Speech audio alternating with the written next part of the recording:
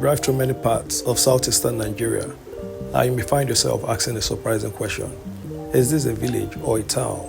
Wide paved roads, multi-story buildings, modern mansions, schools, markets, churches with thousands of worshippers, street lights in some communities, residential layouts stretching for kilometers.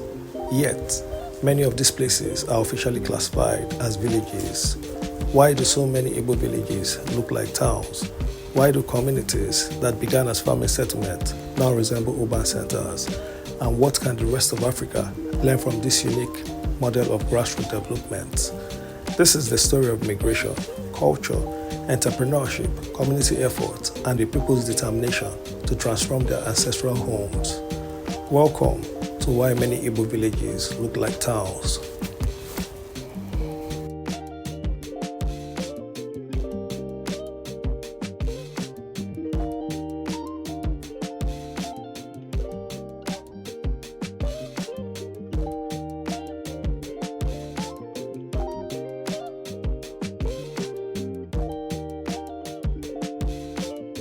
One of the biggest surprises for first-time visitors to southeastern Nigeria is the appearance of rural communities. Unlike stereotypical image of a village consisting of mud houses and isolated huts, many Igbo villages are filled with concrete structures, gated compounds, modern roofing, and extensive road networks. Communities such as Nnewi, Abiriba, Ozobulu, Arochukwu, Ihiala, Uga, Isofia, Obosi, Nkweri, and many others possess infrastructure normally associated with urban centers. Their reality is that the traditional distinction between village and towns often become blurred in Igboland. Many settlements have expanded through population growth, migration, commerce, and private investment. Researchers know that southeastern Nigeria has one of the strongest rural-urban connections in Africa, where people constantly move between cities and their ancestral communities. This phenomenon has transformed entire landscapes. What outsiders call villages often functions like small cities, and to understand why, we must travel back into history.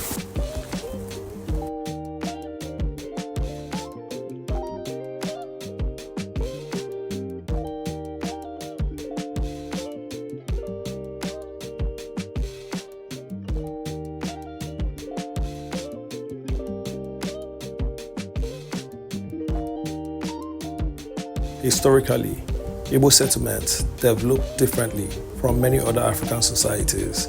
Rather than concentrating power in a few large kingdoms, many Igbo communities evolved as decentralized village republics. Families lived in compounds connected by kinship networks. Britannica notes that the traditional Igbo settlement often consisted of dispersed compounds that collectively formed villages inhabited by people claiming common ancestry. This system created a strong sense of local identity. The village became more than a place to live. It became the center of family history, the center of belonging, the center of social prestige. As generations passed, this attachment to ancestral land never disappeared. Instead, it became stronger even when people left.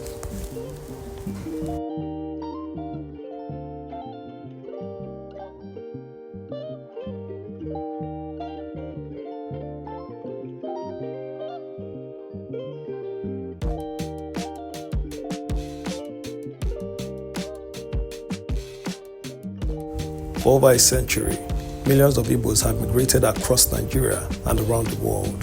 They traveled to Lagos, Kano, Port Harcourt, Abuja, London, Houston, Johannesburg, Guangzhou, Dubai. Yet, something remarkable happened. They rarely cut ties with homes. Academic studies show that migration among the Igbo has historically remained connected to hometown identity and village development. Even after decades away, many migrants continue to maintain strong links with their ancestral communities. Unlike some societies where migration weakens local attachment, Igbo migration often strengthens it. Success achieved elsewhere is frequently displayed back home.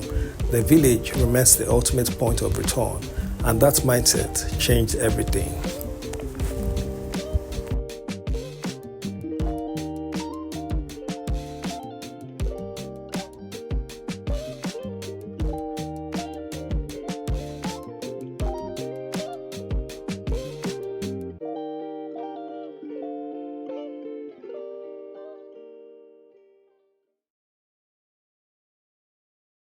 Every year, billions of naira flow into southeastern Nigeria through family support, investment, and diaspora remittances.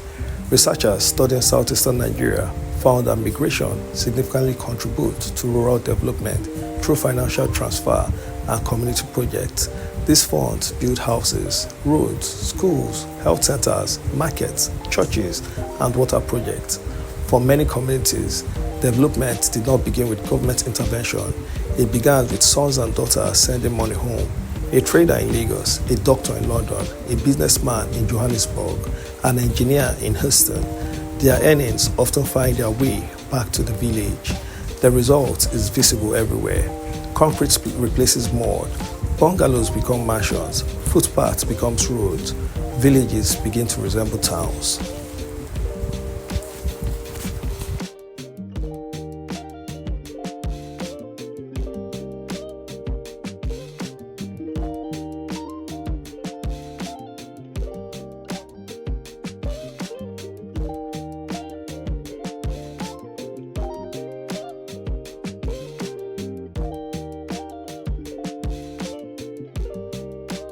One of the most visible features in Igbo village is the presence of large homes, sometimes enormous houses. Visitors often wonder why people build multi-million naira homes in places they may visit only occasionally. The answer is complex. For many families, the ancestral home represents permanence, a legacy, a retirement plan, a symbol of achievement. Community discussion among Nigerians frequently highlight the belief that no matter where life takes you, you should maintain a strong base in your homeland. The house is not merely shelter. It is identity, it is status, it is proof that success has returned home. When thousands of successful individuals build simultaneously across hundreds of communities, entire villages are transformed.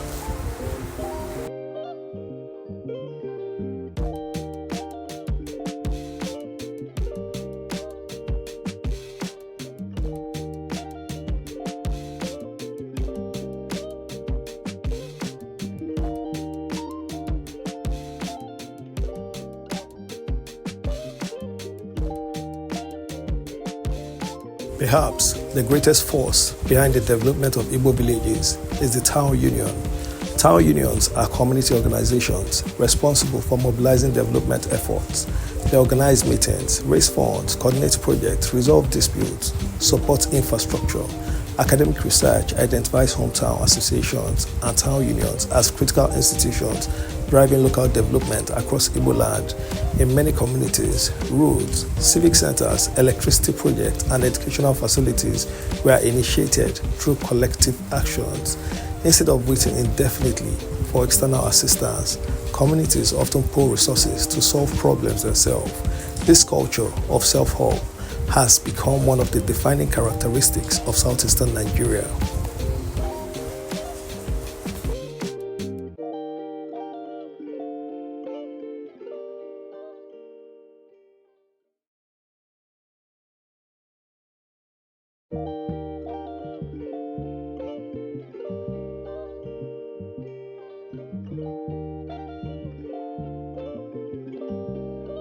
Development in Igboland is often competitive.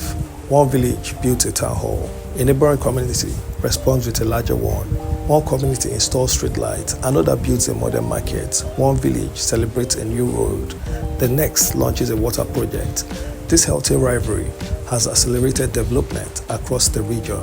Community pride encourages constant improvement. Nobody wants their village to be left behind. And when thousands of communities compete simultaneously, transformation happens rapidly. The result is a landscape filled with infrastructure that exceeds what many outsiders expect from rural settlements.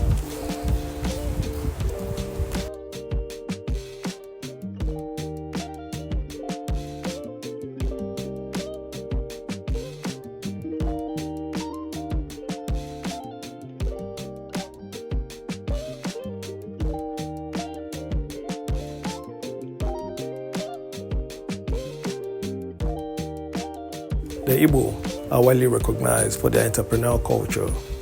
Across Nigeria, Igbo traders, manufacturers, and business owners play major roles in commerce and industry. Research highlights the extensive economic networks created by Igbo migrant and diaspora communities worldwide. Business success creates capital. Capital creates investment. Investment transforms communities. This explains why commercial centers such as Nnewi, Onitsha, Aba, and many surrounding communities has experienced rapid fiscal growth. Economic activity fuels construction. Construction fuels modernization. Modernization changes the appearance of villages.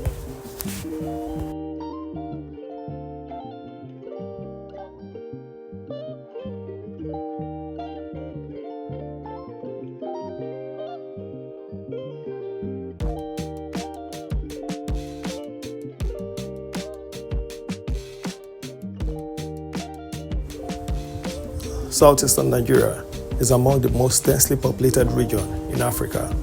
Researchers describe the region as one of the continent's most densely settled areas.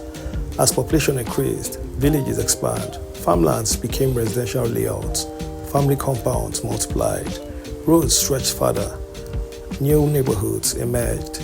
What began as small settlements evolved into larger population centers. Some communities now have populations comparable to medium-sized towns elsewhere.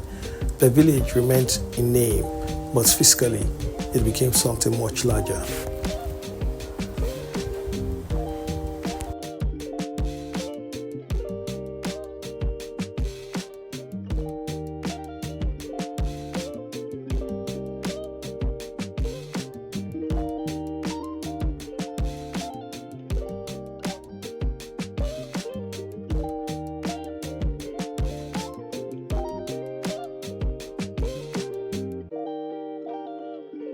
Many Igbo communities occupy a unique middle ground.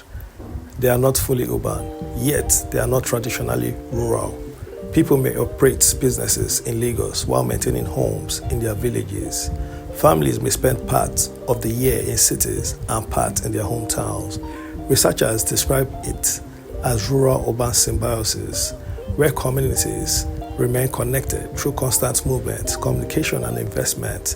This creates a hybrid settlement pattern: urban wealth, rural roots, modern infrastructure, traditional identity.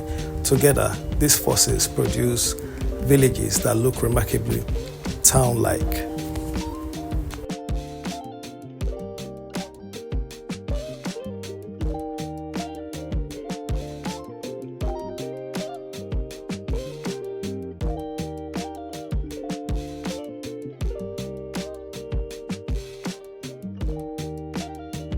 Despite impressive development, challenges remain. Many communities still face inadequate public water supply, electricity shortages, environmental pressures, youth unemployment, urban planning challenges, housing imbalances. Some critics argue that resources spent on large private homes could also be directed toward productive industries. Others point to the need for better coordinated planning. Yet, even critics acknowledge the remarkable scale of private and community-led development visible across Igboland. The transformation is real. The challenge now is sustainability.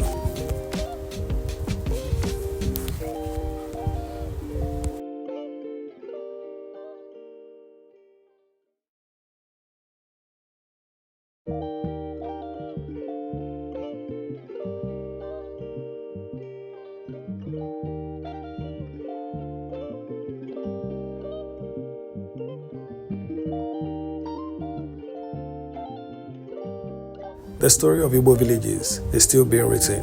Technology is strengthening connections between diaspora communities and their hometowns. Digital communication makes fundraising easier. Global migration creates new sources of investment. Young professionals are increasingly participating in hometown development projects. Some villages are gradually evolving into full-fledged urban centers. Others are becoming models of community-led development. The future may bring smarter infrastructure, better planning, modern industrial clusters, improved public services, but one thing seems certain: the attachment between the Igbo people and their ancestral communities remains extraordinarily strong. And as long as that bond exists, development will continue to flow home.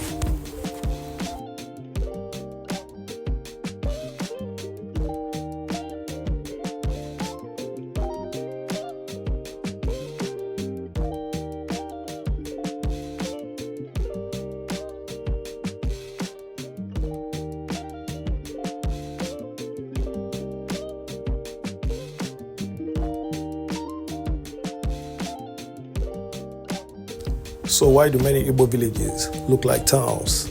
The answer is not government alone. It is not wealth alone. It is not population alone. It is the combination of migration, entrepreneurship, community organization, cultural identity, diaspora investment, and an unwavering commitment to home. For generations, millions of Igbos have carried one belief: no matter where success is achieved, it must eventually leave a footprint in the village. And that simple idea has transformed countless communities across southeastern Nigeria. What outsiders see as village are often living monuments to decades of sacrifice, ambition, and collective effort. They are proof that development can begin from the ground up. And perhaps that is the greatest lesson of all.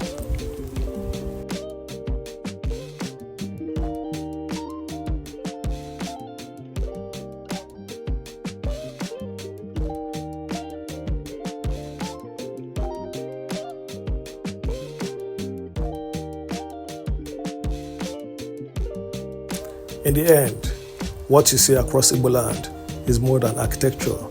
It is not just concrete, iron gates, or multi-story buildings rising from ancestral soil.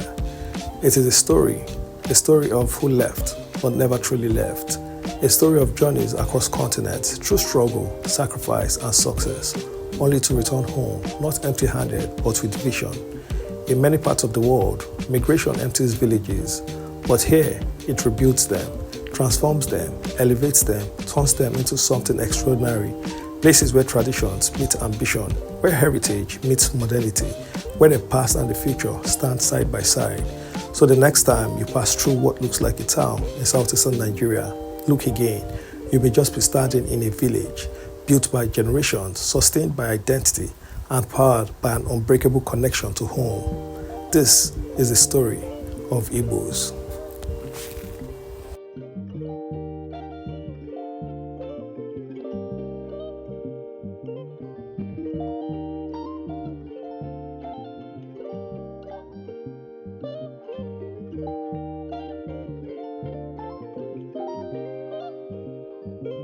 If you found this story powerful and eye-opening, don't stop here. Hit the like button to support this video. It helps more people discover the real stories coming out of southeastern Nigeria. Subscribe for more deep, original documentaries on African development, culture, and untold stories. Share this video with someone who still thinks villages can't look like this. And tell us in the comments, would you build your dream home in your village? Or do you think this model can work in other parts of Africa? Your voice matters. Let's start the conversation.